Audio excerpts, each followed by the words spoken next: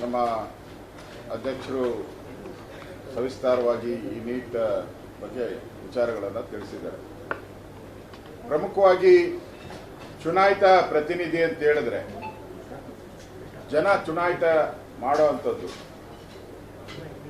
ಅಧಿವೇಶನದಲ್ಲಿ ಭಾಗವಹಿಸಿ ಅಧಿವೇಶನದಲ್ಲಿ ಸರ್ಕಾರ ಮಾಡೋ ತಪ್ಪುಗಳನ್ನು ಎತ್ತಿ ಹಿಡಿಯೋ ಕೆಲಸ, ಜನಗಳಿಗೆ ತಿಳಿಸುವಂಥ ಕೆಲಸ ಪ್ರತಿಯೊಬ್ಬ ಚುನಾಯಿತ ಪ್ರತಿನಿಧಿಯ ಕರ್ತವ್ಯ.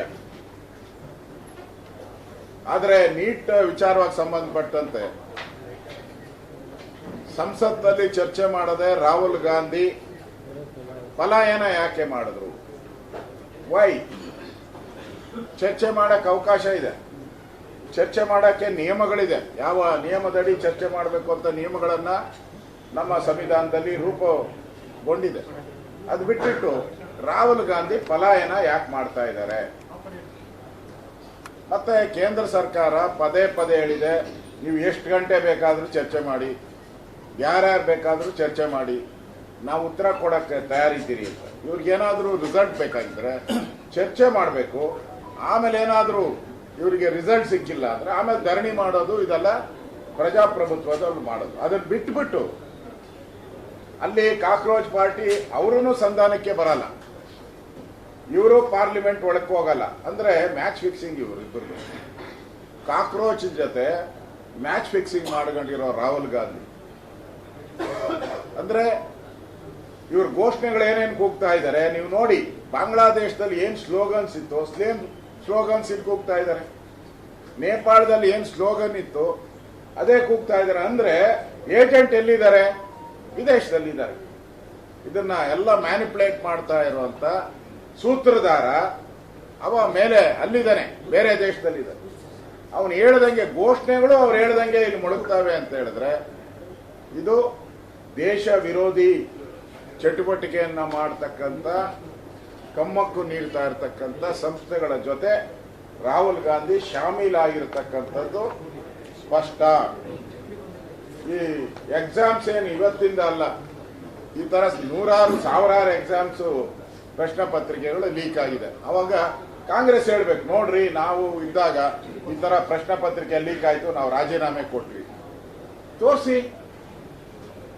ತೋರಿಸಿ ಒಂದು ಉದಾಹರಣೆ ತೋರಿಸಿ. ನೀವು ಬೇರೆಯವ್ರ ತಪ್ಪು ಹುಡುಕ್ಬೇಕಾದ್ರೆ ನೀವಿದ್ದಾಗ ಏನ್ ಮಾಡಿದ್ದೀರಾ? ಆಮೇಲೆ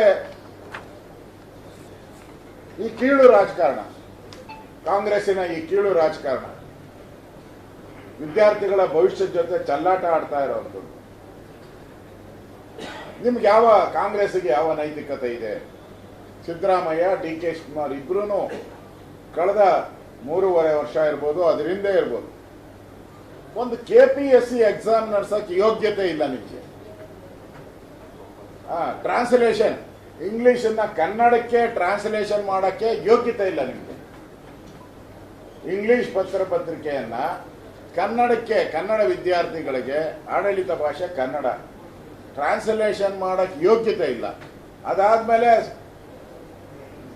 ಪರೀಕ್ಷೆನೇ ಮುಂದೂಡೋದು, ಯೋಗ್ಯತೆ ಇಲ್ಲದೆ ಪರೀಕ್ಷೆನೇ ಮುಂದಿಡಿದ್ರೆ ಅವಾಗ ನಿಮ್ಗೆ ಯಾವ ನೈತಿಕತೆ ಇತ್ತು? ಕೆಮಿಸ್ಟ್ರಿ ಪೇಪರ್ ಲೀಕ್ ಆಯಿತು, ಅವಾಗ ರಾಜೀನಾಮೆ ಕೊಟ್ಟಿದ್ದೀರಾ ನೀವು?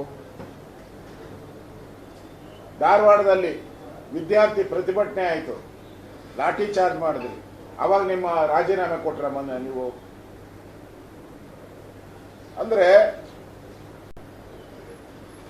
ಎಲೆಕ್ಷನ್ ಏನೇನು ನಡೆದಿದೆ ಅಲ್ಲ, ಎಕ್ಸಾಮ್ಸ್ ಏನೇನು ನಡೆದಿದೆ, ಆ ಎಕ್ಸಾಮ್ಸ್ ಅಲ್ಲಿ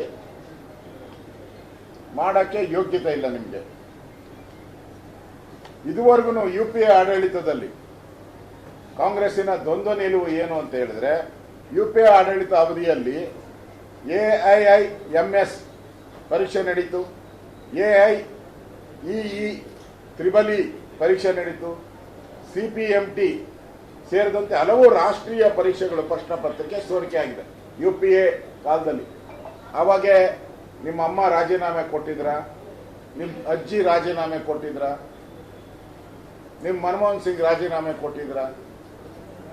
ನಿಮ್ಮ ಅಜ್ಜಿನೂ ಕೊಟ್ಟಿಲ್ಲ, ನಿಮ್ಮ ಅಮ್ಮನೂ ಅವಾಗ ಚೇರ್ಮನ್, UPA ಚೇರ್ಮನ್, ನಿಮ್ಮ ಅಮ್ಮನೂ ಕೊಟ್ಟಿಲ್ಲ. ಈಗ ನೀನು ಮಾತ್ರ ಮೋದಿ ರಾಜೀನಾಮೆ ಕೇಳ್ತಾ ಇದೆಯಲ್ಲ, ಎಷ್ಟು ಸರಿ?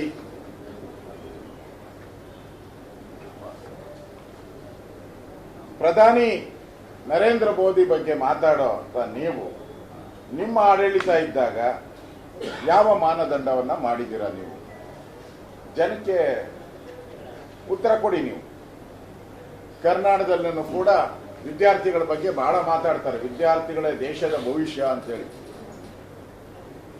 ಈ ಕ್ರಿಕೆಟ್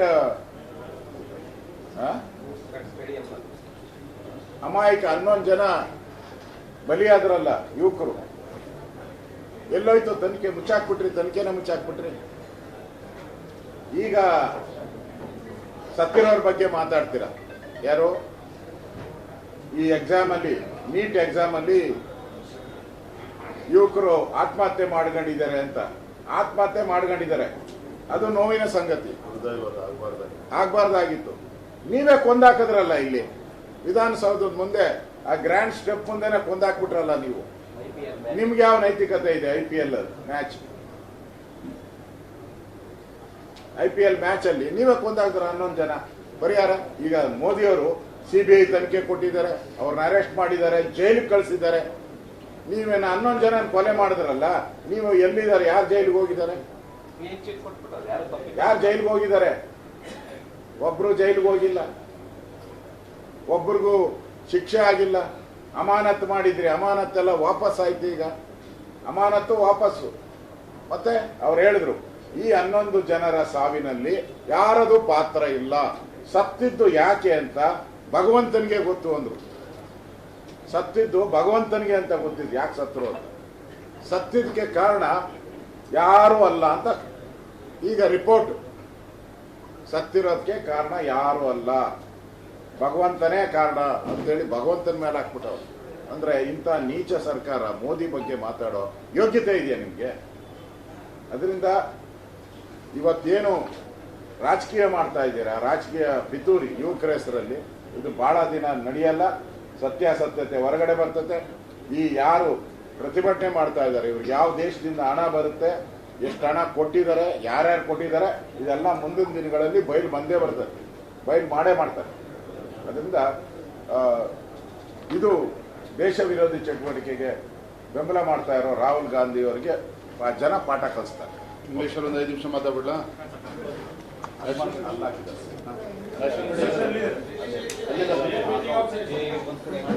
ಮತ್ತೊಂದು ಬಹಳ ಪ್ರಮುಖವಾಗಿರ್ತಕ್ಕಂಥ ವಿಚಾರ, ಪ್ರಧಾನಮಂತ್ರಿಗಳು ಈ ನೀಟ್ ವಿಚಾರದಲ್ಲಿ ಸಮಗ್ರವಾಗಿ ತನಿಖೆ ಆಗಬೇಕು, ಪಾರದರ್ಶಕವಾಗಿ ತನಿಖೆ ಆಗಬೇಕು, ಅತಿ ಶೀಘ್ರದಲ್ಲಿ ತನಿಖೆ ಆಗಬೇಕು ಅಂತೇಳಿ 5 ಫಾಸ್ಟ್ ಟ್ರ್ಯಾಕ್ ಕೋರ್ಟ್ಗಳನ್ನ ಈಗಾಗಲೇ ಆಗಬೇಕು ಅಂತೇಳಿ ನಿರ್ಧಾರ ಆಗಿದೆ, ಘೋಷಣೆ ಮಾಡಿದ್ದಾರೆ. ಅರ್ಥಾತ್ ತನಿಖೆ ದಿನನಿತ್ಯ ಆಗಬೇಕು, ಆದಷ್ಟು ಬೇಗ ತಪ್ಪಿತಸ್ಥರಿಗೆ ಶಿಕ್ಷೆ ಆಗಬೇಕು ಅನ್ನುವ ಉದ್ದೇಶ ಇಟ್ಕೊಂಡೇ ಪ್ರಧಾನಮಂತ್ರಿ ನರೇಂದ್ರ ಮೋದಿಜಿಯವರು ಈ ಫಾಸ್ಟ್ ಟ್ರ್ಯಾಕ್ ಕೋರ್ಟ್ಗಳ ಬಗ್ಗೆ ನಿರ್ಧಾರವನ್ನ ಘೋಷಣೆ ಮಾಡಿರುವಂಥದ್ದು. ಥ್ಯಾಂಕ್ ಯು, ಧನ್ಯವಾದ.